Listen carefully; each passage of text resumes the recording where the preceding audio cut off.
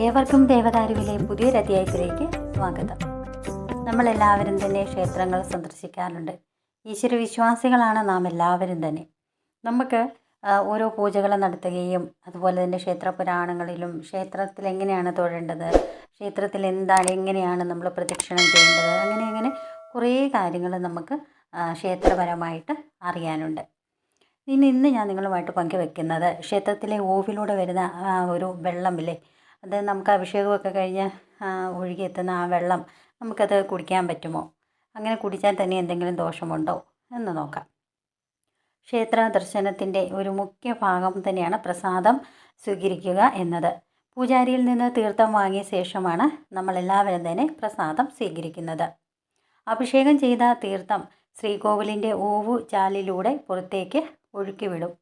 ഓവിലൂടെ വരുന്ന ആ അഭിഷേക ജലം അതായത് ചെയ്ത ആ തീർത്ഥം നമ്മൾ പലരും കൈകൊണ്ടെടുത്ത് കുടിക്കുകയും അതുപോലെ തന്നെ ശിരസിലൊക്കെ അത് തളിക്കുകയുമൊക്കെ ചെയ്യാറുണ്ട്. എന്നാൽ ഇത് ക്ഷേത്ര ദർശനത്തിലൂടെ ആർജിച്ചെടുത്ത എല്ലാ പോസിറ്റീവ് ഊർജവും ഇതിലൂടെ നഷ്ടപ്പെടുമെന്നാണ് ആചാര്യന്മാർ പറയുന്നത്. കാരണം എന്താണെന്ന് നോക്കാം. ക്ഷേത്രത്തിൽ ദർശനത്തിനും മറ്റുമായിട്ട് നമ്മൾ ദിവസേന നിരവധി ആൾക്കാർ നമ്മളുമൊക്കെ ക്ഷേത്രത്തിൽ പോകാറുണ്ട്. മഹാക്ഷേത്രങ്ങളിലാണെങ്കിൽ അവിടെ ഭയങ്കര തിരക്കുമായിരിക്കും.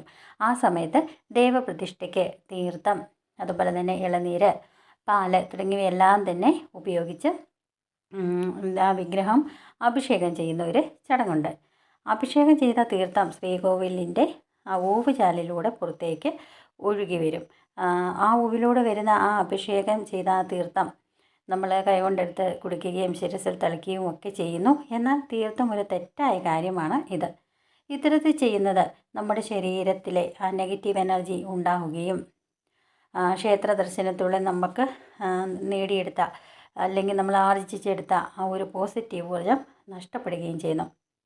ക്ഷേത്രത്തിൽ അഭിഷേകജലം പുറത്തേക്ക് വരുന്ന ഓവുചാലിനടുത്ത് വാ തുറന്ന് നിൽക്കുന്ന ഒരു രൂപമുണ്ട്. നമ്മളെല്ലാവരും ശ്രദ്ധിച്ച് നോക്കിയാലായിട്ട് നമുക്കത് കാണാനായിട്ട് സാധിക്കും.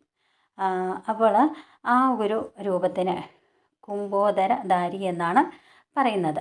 അതായത് അഭിഷേകം കഴിഞ്ഞ് പുറത്തേക്ക് വരുന്ന വെള്ളം ഭൂമിയിൽ പോലും വീഴാൻ പാടില്ല എന്നാണ് പുരാണങ്ങളിലും ശാസ്ത്രത്തിലുമൊക്കെ പറയുന്നത്. അപ്പോൾ ഈ വിഗ്രഹത്തിലൂടെ എത്തുന്ന എല്ലാ നെഗറ്റീവ് എനർജികളും കഴുകിക്കളയുന്നത് അഭിഷേകത്തിലൂടെയാണ്. ഇത്തരത്തിൽ അഭിഷേകത്തിന് ശേഷം പുറത്തു വരുന്ന ജലം നമ്മൾ സ്പർശിച്ചാൽ നമുക്ക് ഗുണത്തേക്കാളേറെ ദോഷമാണ് നമുക്ക് സംഭവിക്കുക. അതുകൊണ്ട് ഇതൊക്കെ പ്രത്യേകം എല്ലാവരും ശ്രദ്ധിക്കുക. അപ്പോൾ ഈ ആ ഒരു രൂപമില്ലേ, വാ തുറന്ന് ഇരിക്കുന്ന ആ കുംഭോദരധാരി എന്ന് പറയുന്ന ആ രൂപത്തിൻ്റെ ഉള്ളിലോട്ടാണ് ഇത് പോകുന്നത്.